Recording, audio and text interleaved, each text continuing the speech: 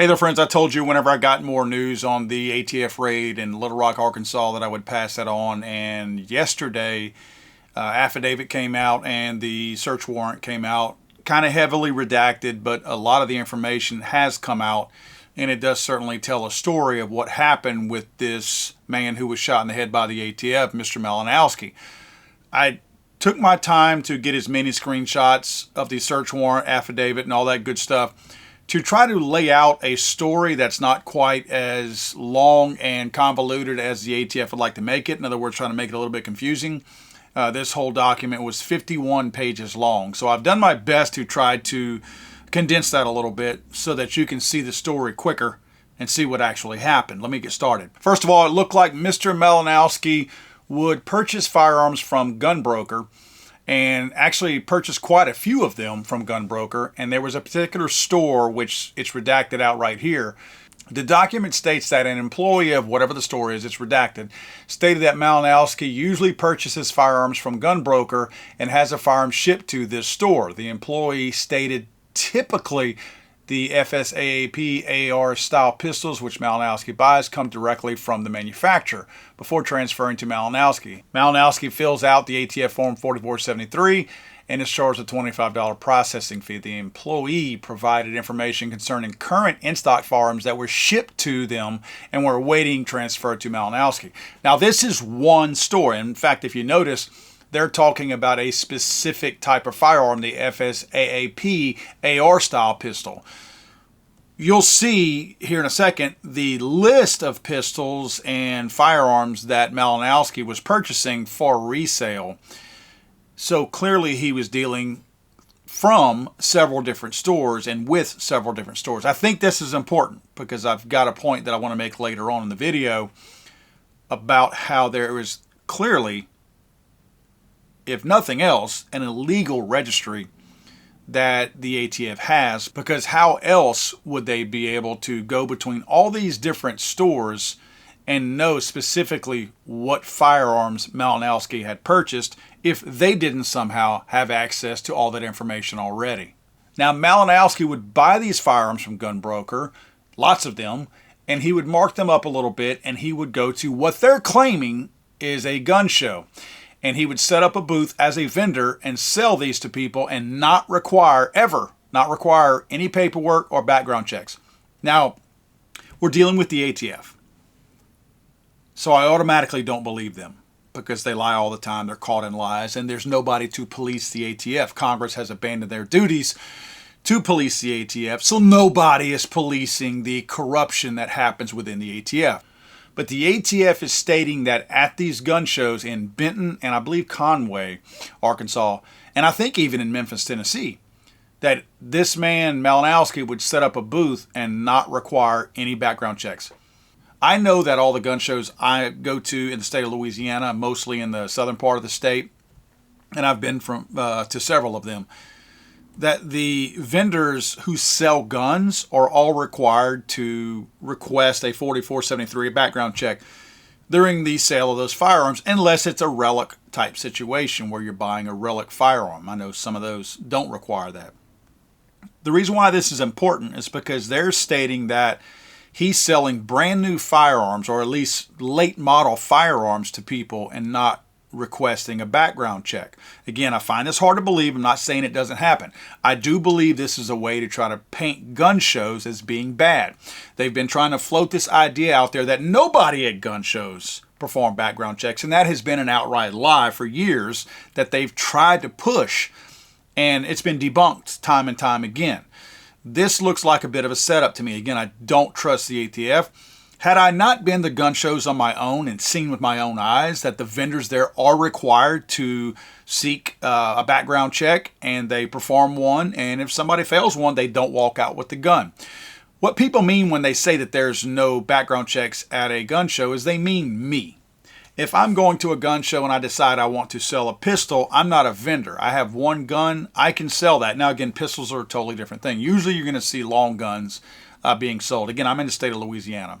Different laws apply.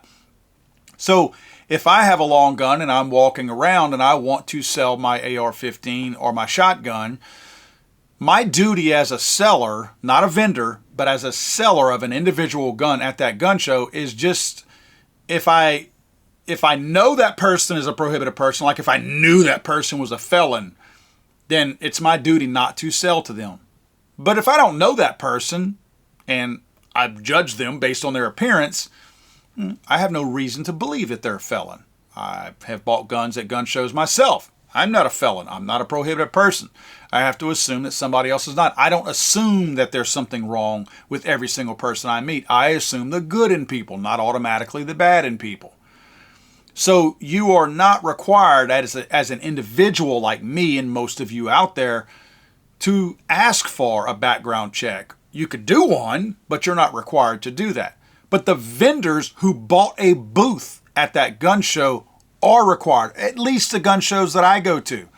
Apparently, the state of Arkansas, maybe they don't require that, or the ATF is lying about this. But they're saying that Malinowski set up a booth, sometimes 2 to 3 tables worth, and sold his firearms to people and never required a background check during the sale of all of those firearms. And again, mostly, if not all, brand new, never fired firearms with a pretty decent markup. This guy was selling Glock 22s and just standard 19s and Glock 17s for $750. And as you know, you can usually buy one $560. So it looked like he was making $150 to $200 a pop by marking up these Glock pistols.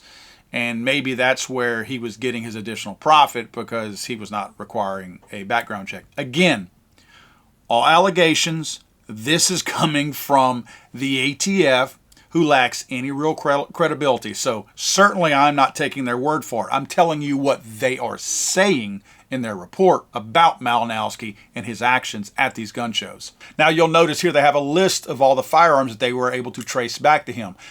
Various vendors that that Malinowski purchased these firearms from, you'll see at the very top there of the list approximately 24 Glocks, model 45 pistols, approximately 9 Fed Arm model FR-16 pistols, Beretta 92s, North American Arms model 22 Glocks, 4 of those, and goes on to another page here where you can see Glock model 19, Glock model 17. So you can see this guy was buying a lot of the more popular firearms out there, and clearly he was buying them for resale because he was buying so many of the same model. I say that because I think it's ridiculous that they have a time to crime, I think is what the ATF calls it, where when a firearm is purchased by somebody via an FFL with a background check, from the time that that purchase is made till the time that firearm is traced to have been used in a crime, time to crime I think is what they call that. So they measure that time in between that, and that's the way they assume that you bought that gun with the intent to sell it. I disagree with that whole, if the time to crime is small, then you intended to sell that to somebody else for profit rather than to have in your own collection. I think that's BS. Reason why I say that, I know quick and I know right away if a gun that I bought is not for me. If I purchase a gun, you guys are in the gun community just like I am. What do? You usually go straight to the range. Sometimes the same day you buy that gun, you go straight to the range. How many times have you bought a gun and you're excited about it? This is the one, this is I've had my eye on this thing for a long time. You go to the range and immediately it ain't happening. Either the gun malfunctions, it doesn't feel right, doesn't shoot right, you can't hit anything on the target. Trigger sucks. There's just different things. The sights are terrible. There's so many different components, especially those of us that deal with so many guns and have bought so many guns over the years. We have a certain expectation of what a firearm, especially handguns, in my opinion, should be. I can grab a gun right away and shoot and go, that one's not for me. So I know right away. So it would not be uncommon for people out there within a week to be selling a gun that they just bought simply because it didn't happen. You didn't feel it, right? This assumption that if you sell a gun within a smaller window after you've purchased it from an FFL, that suddenly you're dealing on the black market in firearms is silly, stupid, and not well thought out for this very reason that I just described. One thing they do in this document to try to make sure that everybody understands what they're talking about is they push what the Bipartisan Safer Communities Act, this silly little gun control law that was passed in the summer of 2022 on the heels of the Uvalde shooting. They passed this thing based on emotion, strictly on emotion. And one of the things that they hid in there, and of course so many people said this is never going to amount to anything. How many of you out there got on my video when I said that they put this special little thing in this act to suddenly say that if you were an unlicensed dealer, that you would be operating illegally as far as the purchase and sale of firearms? If you were selling for profit, if you sold a certain amount of firearms in a certain amount of time, that you were an unlicensed dealer. Not just somebody buying a gun and selling it, which is legal, at least in the state of Louisiana and Arkansas, that is legal. You can purchase a firearm, you can sell it privately. They put that provision in that law, in that Bipartisan Safer Communities Act, for this very reason, to suddenly now be able to earmark a guy like this Malinowski. And I'm not saying that he wasn't doing what he was doing. Clearly, based on the number of the exact same guns that he would purchase, he was buying them in order to sell them. I'm not painting this guy as an angel at this point. So please understand that. I'm not saying he wasn't intending to do that. I'll get more into what ends up happening. Did he deserve to lose his life for this? But nevertheless, they put this provision in there. And that's what they were trying to do. Instead of going after hardened criminals, they were looking at some little white-collar guy like this that they can suddenly make an example out of. And this story will blow up and be a bigger story. They may want to hide the fact that they murdered him as a result of this, but this is the kind of headline-grabbing story that the ATF wants so that they can brag and say the Bipartisan Safer Communities Act did its job. This is one of their claims to fame. This is going to be something that somebody gets a promotion off of, and they will hang this on a wall, just like Waco and just like Ruby Ridge. Somebody's going to get a trophy as a result of this person being murdered so that they can say, look, we did our job. Yay. So they really push on this 4473 in their explanation that under question 21.1 specifically asks, are you the actual transferee, buyer of the firearm listed on this form and any continuation sheets, blah, blah, blah. They really make it a point to show you that this guy checked off this mark, saying that he was the person who was going to own this firearm, and he turned around and sold it, so we shot him in the head. Even in their conclusion, they talk about everything that he does, and they talk about how he is the person who purchased all these firearms, yet he turned around and sold these firearms. They're very clear about that. Now, one point that I think is really important to make is that on the same document, you'll notice that to make their argument to go to this guy, they're trying to make it look like he's some kind of big kingpin, and that a bunch of the firearms that he is selling on the quote black market are somehow or another finding their way into crimes. They state as of February 27, 2024, approximately six firearms out of the 150 that he sold are known to have been recovered in the commission of a crime, with another 3 recovered through undercover purchases by ATF. So let's completely ignore the 3 that the ATF bought from him. That doesn't mean anything to me. There's no assumption suddenly that because he sold to 3 ATF undercover agents that somehow those would have automatically wound up in crimes. Let's look at the 6 that they're stating were used in the commission of a crime. You want to know what those crimes were? A review of traces of recovered firearms from NIC, where Malinowski was listed as the purchaser, showed 3 firearms were recovered during the commission of a crime. The 3 firearms are listed below. Look what the crimes were. Under A, suspected marijuana. Suspected marijuana. He was in the possession of this gun, another firearm, and suspected marijuana. Ooh, wow. Thank God we got that gun off the street. B, another traffic stop, in possession of suspected marijuana. Probably smelt marijuana. Ooh, he had a gun. suspected marijuana. Thank God we got that one off the street. Look under C. Conducted a traffic stop on a vehicle. During the stop, this firearm and suspected marijuana was located. So 3 of the guns that they say were used in the commission of a crime were picked up whenever they suspected marijuana as well. Well, I'll tell you what, whenever they pad these numbers and start talking about statistics about all these guns were going to the black market and they were used in the commission of a crime, I know what you think it is. You're thinking, oh, it was used in a murder. It was used in whatever, some other kind of hardened crime. I realize marijuana in many states is still illegal.